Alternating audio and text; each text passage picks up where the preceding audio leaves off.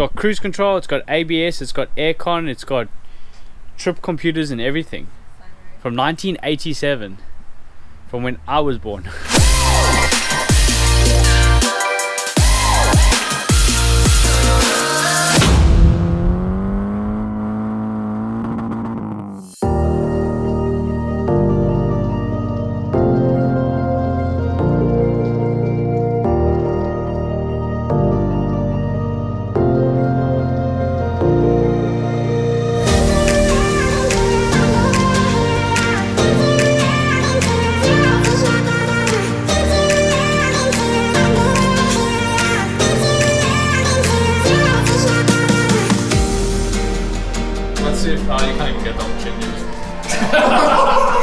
So what's your name?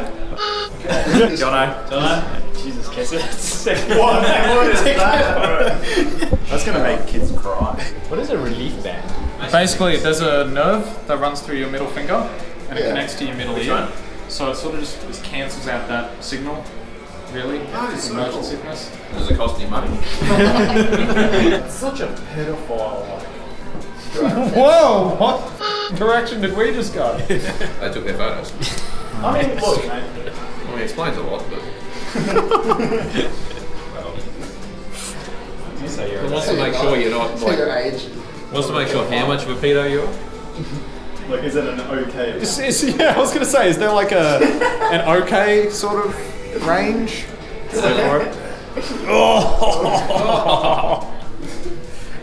We'll lower it.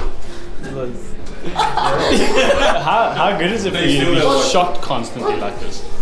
Oh, no, Yeah, this is what we wanted to do on like the last skip man. Yeah, So result. have shock collars on your wrist, and the person in the passenger seat has the trigger.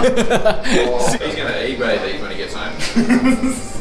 On that, when we go to get into the machines, don't, like a race car, don't use the wheel as your support to climb in. Secondly, once you sit down, put the belt on. If you're going to be, like, if you are about to crash, take your hands away from the wheel. It will break your fingers. Want a job? Oh. Yeah, the problem. Where's my beer now? Oh, mine's empty. Yours is far left.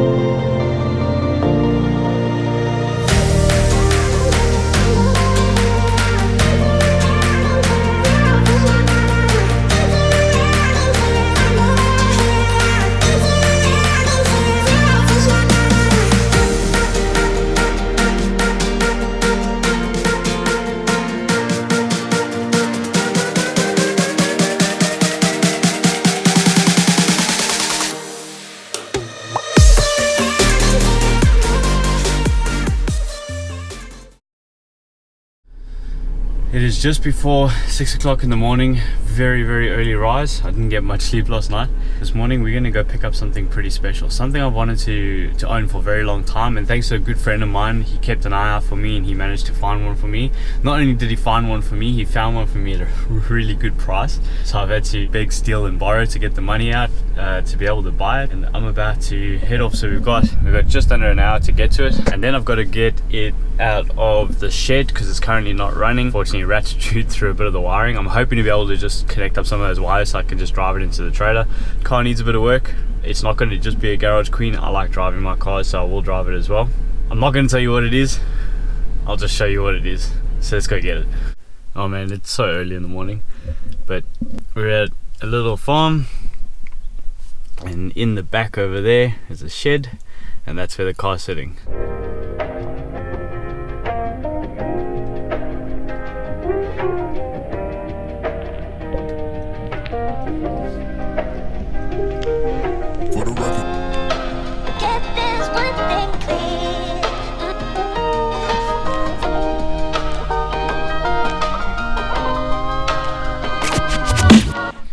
To give you an idea of what might be hiding behind the walls of this shed, little BMW 1600, nice and original. This one's also for sale if anyone's interested. But the one that we came to see, the one that we're buying today,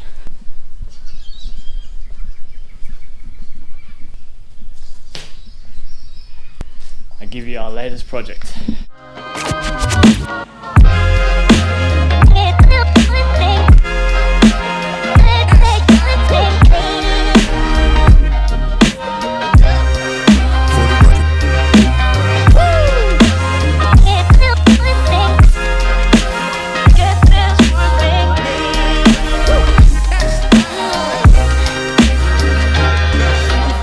E30 M3.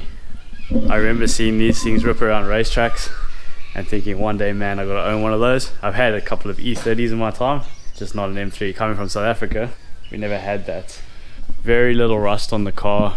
There's a rust spot over there at the top and one over here which needs to get sorted out quite soon. Absolutely beautiful boxy flares. If you can't tell, I'm very excited. Cars that are stored for a long time, always difficult work. So unfortunately the relay's working, but the fuel pump is dead, so we can't really fix it over here to get in the trailer. So I've got, luckily enough, one of the guys, the friend who actually put me in touch with this car, and they've got a excavator, so they're going to tow the vehicle out onto the road and they will use the winch of the trailer to get it up into the trailer. So then I need to find a fuel pump for the car.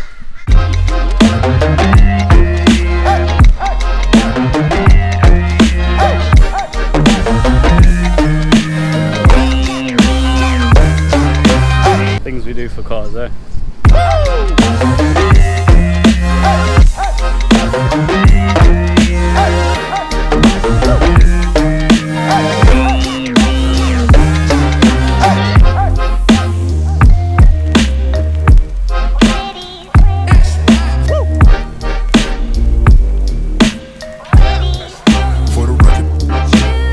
All loaded up in the trailer. Strap it in. He's apparently got some parts for me as well, which is cool, so we'll add that into the collection.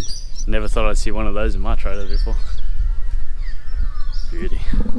So I'm back home with it. I drove slowest I think I've ever driven before. Is I'm going to pull it out of the trailer and leave it out the back over here where the trailer normally sits. Just want to get the car running so I can get it up into the garage where it'll basically spend its life when it's not being driven, and then we'll start going over the car to figure out what all needs to be done. What I might do is I might actually go over the car today. Never done a restoration before. Oh wait, I have my first car. It was kind of a restoration. Missed that Beetle. Let's get the E30 M3 out of the trailer and start having a look over it.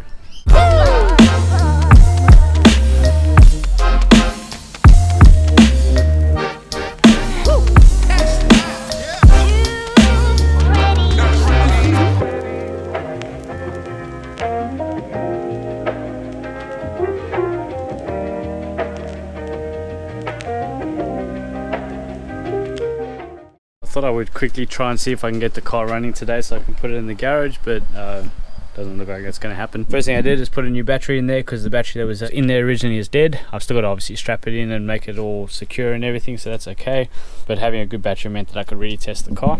The one thing is that I couldn't hear a fuel pump priming when I got started at the place that we were at. So I've managed to remove the back seat, which is really nice and easy, and managed to get in here already. We've got a couple of plugs over here.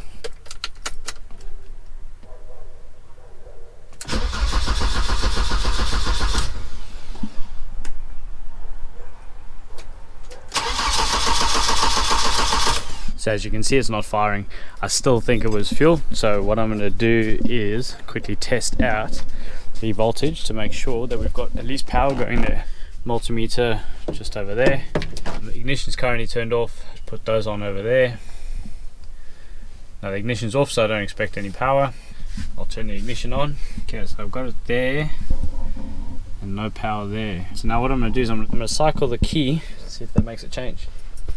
You can see it's getting power. So it's safe to say that it's definitely getting power to the fuel pump, which means that the fuel pump is definitely not pumping any fuel. And when I crank it now, being right here,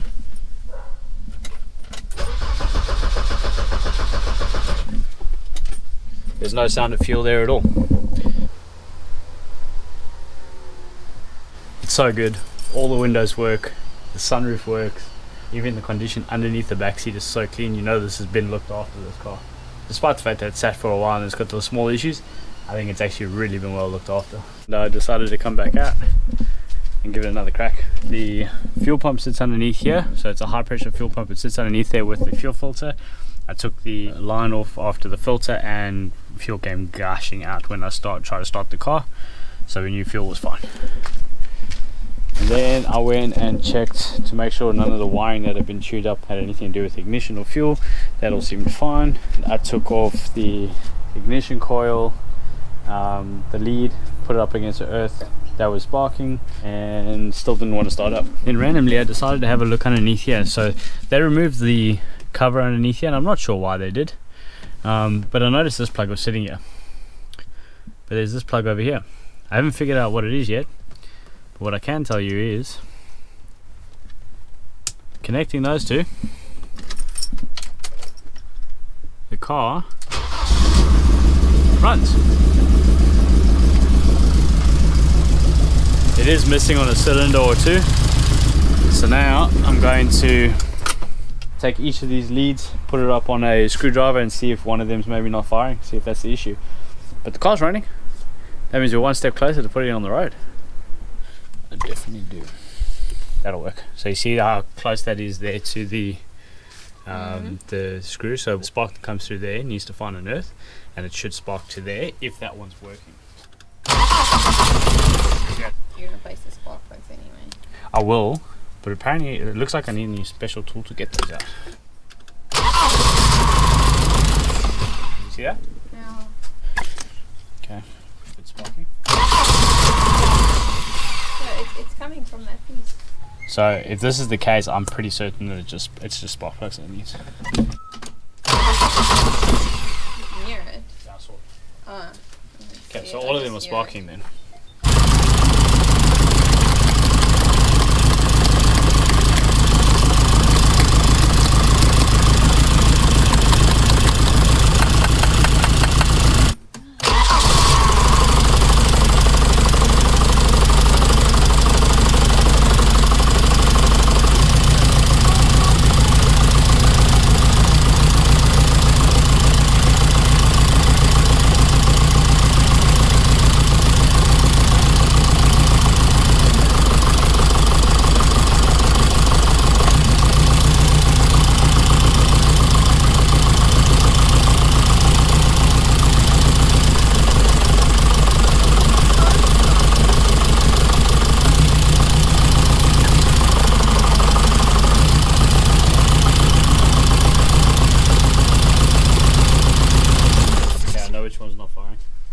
So this cylinder over here is the one that's definitely not firing at the moment, and whether it's a spark plug or an injector is hard to tell because I can't get the spark plug out.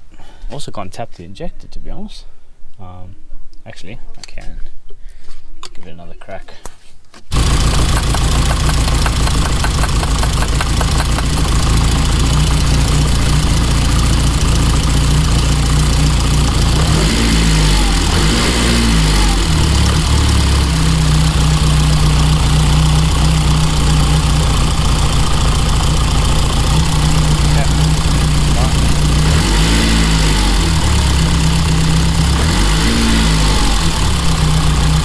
Apart from running like a little bit rough because of the old fuel, it's ready to go in the garage.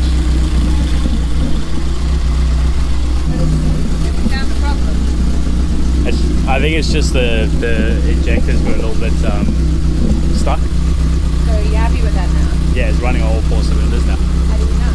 Because you can hear it. And if I disconnect one plug, it goes off. If I disconnect one plug, it goes off. If I disconnect one plug, so every time I disconnect one plug, the idle changes. So at the moment, it's running as it's supposed to, but it's just running rough because it's on shitty fuel. Like a race cam in it. And there she is, up in the garage, where she'll spend the next few weeks to months getting all the suspension done and cleaning everything up and making sure she's running right. Obviously I'm going to sort out all the wiring that's also been chewed away and make sure everything works like it should. Once I got the suspension on, we'll get a roadworthy done, get some registration on it, and then everything else will get done over time.